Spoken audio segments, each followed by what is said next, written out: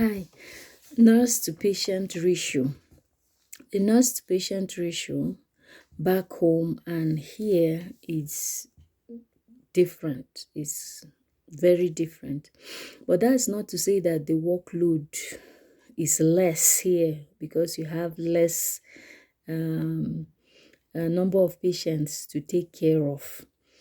The number of patients you take care of here is less, but you do more for the patient so that even when you have two patients, for instance, in the setting of ICU, you can still get to work all day long on those patients without getting the chance to even sit or go and pee or eat something. So the workload is a reality on both sides of the practice, even though the patient ratio is different. The nurse patient ratio is different. Now, nurse patient ratio is the number of patients that are assigned to a nurse per shift. Now, two things determine this, and that is acuity and level of care. These two concepts have a similarity, but they also have a place where they differ. So acuity is the severity of the patient's illness. That's how severe, how sick the patient is, and how intense the intervention that the patient needs, and how quick the intervention is. There are some patients that may be sick, but their care can wait, but there are those that it cannot wait. So that's what acuity is all about. Level of care is now the cadre, just like the name implies, from the lowest level of care to the highest level of care, which is ICU. So all those level of care and acuity is what drives nurse-patient ratio. So having said that, I remember back home that I worked in a medical ward, I worked in a surgical ward, I worked in a gynae ward, and for those medical and surgical wards, usually 30 patients to 2 nurses.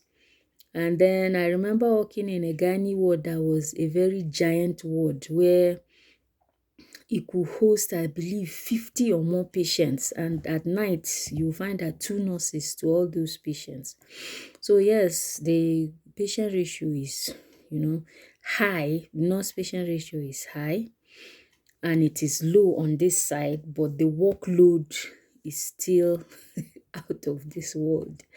So I'm just going to run through the ideal. As I talk about the ideal, I'll also mention what the reality is. So one-on-one is operating room or theater, as we call it. You find one nurse to one patient, maybe that is what it is, one-on-one. Then another one-on-one is trauma in the emergency department. If it's a trauma patient, is assigned one nurse to one patient. Then 1 to 2, you find 1 to 2 in ICU, PACU, NICU, labor and delivery, born units, all those critical care areas, 1 to 2.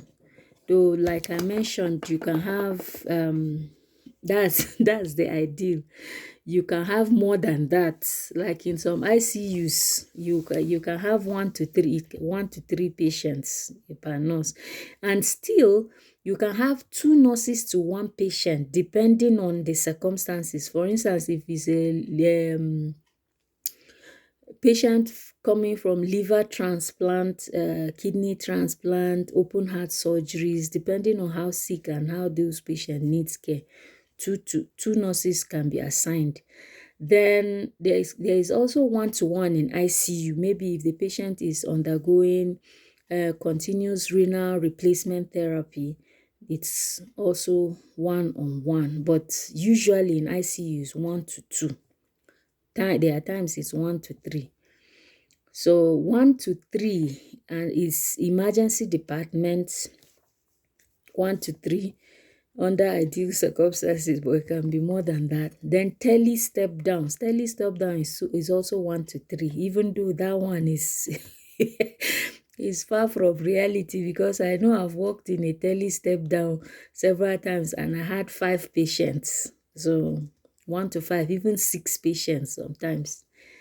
So that's it. Then 1 to 4, med surge, psych, LTAX, rehab, tele. You see, just like I said, tele. So, but even this 1 to 4 is ideal. The reality is 1 to 5, 1 to 6, sometimes 1 to 7, and even 1 to 8. Is that crazy? Then nursing homes. That one is another matter altogether. Nursing homes is a wide variation. 10, 15, 20.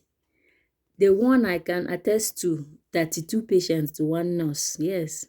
And I heard some people say they can have up to 50 patients, 60. I don't know. I cannot wrap my head around that, but that's just what I heard. But what I can confirm is that one nurse to 32 patients.